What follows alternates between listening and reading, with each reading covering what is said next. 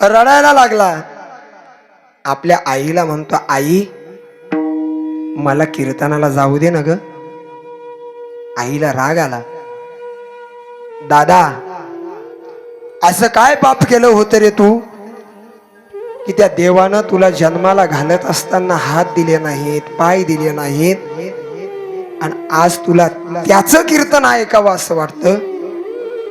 रडायला लागला.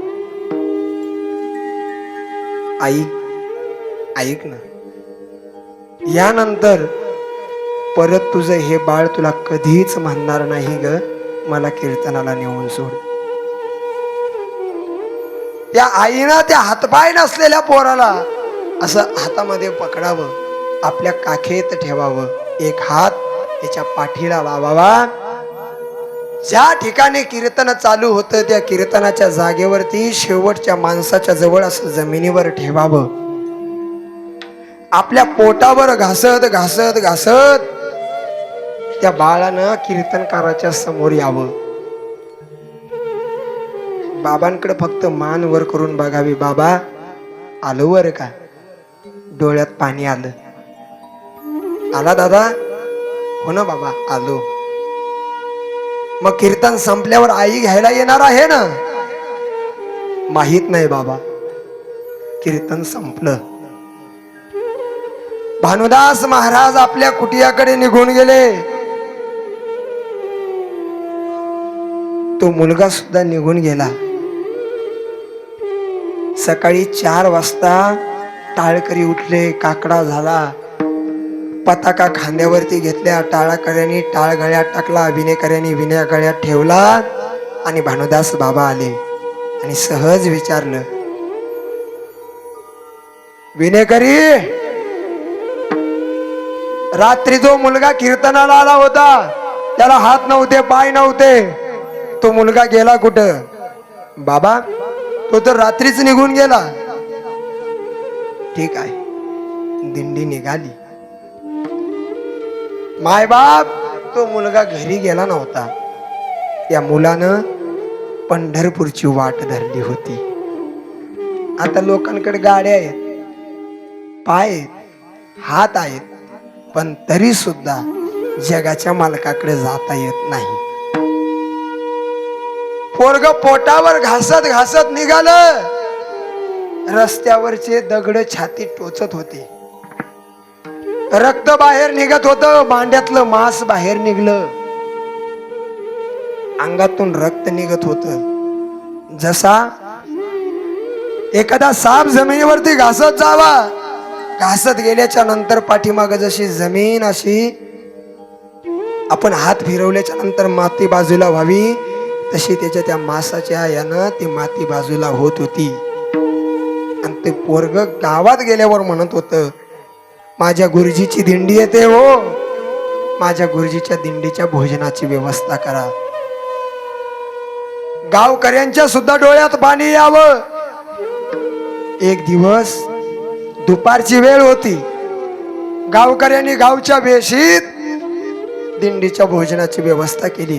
आणि भानुदास महाराजांनी विचारलं, कोणी सांगितलं तुम्हाला दिंडीच्या भोजनाची व्यवस्था करा? बाबा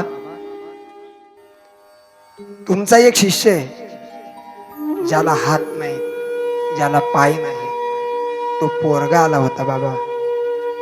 बाबा नुसता आलाच नव्हता हो. मग बाबा जमिनीवर घासत आला होता.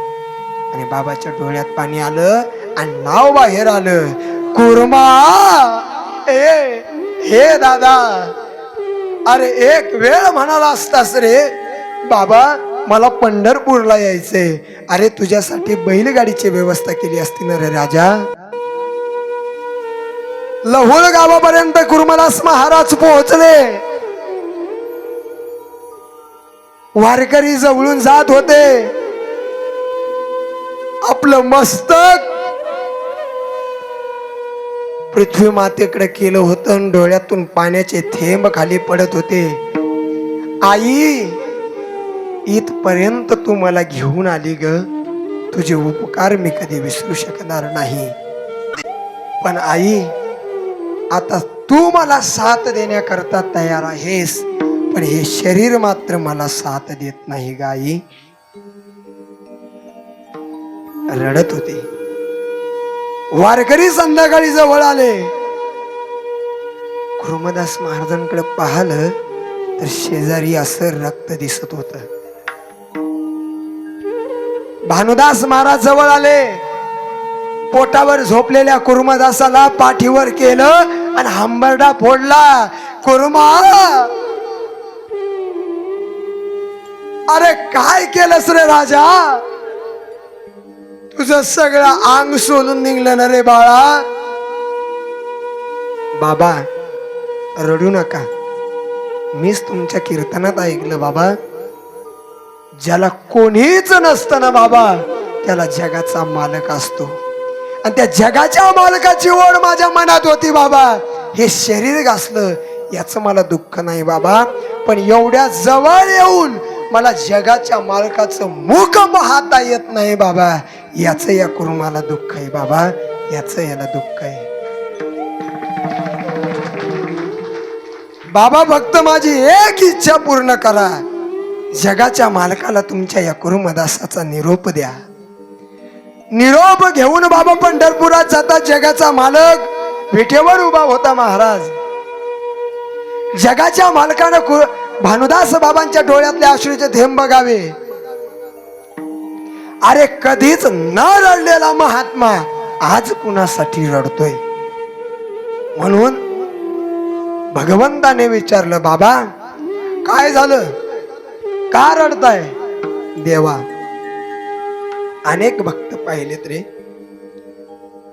अनेक नामस्मरण करणारे बघितले, अनेक वारकरी बघितले, पण स्वतःच शरीर घासत घासत